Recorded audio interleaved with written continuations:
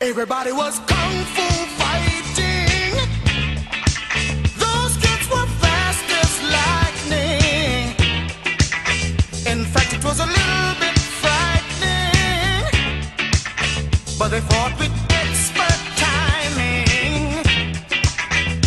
There were funky Chinamen from funky Chinatown.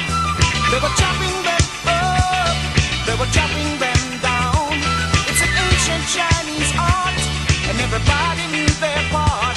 From a fainting to a slip and a kicking from the hip, everybody was kung fu fighting. Those kids were fast as lightning. In fact, it was a little bit frightening, yeah, but they fought with expert timing. There was Funky Billy Chin and Little Sammy Chung. He said, "Here comes the big boss. Let's get it on." We took the bow and made a stand. Started swaying with the hand. A sudden motion made me skip.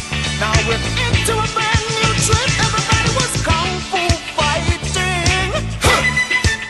Those kids were fast as lightning.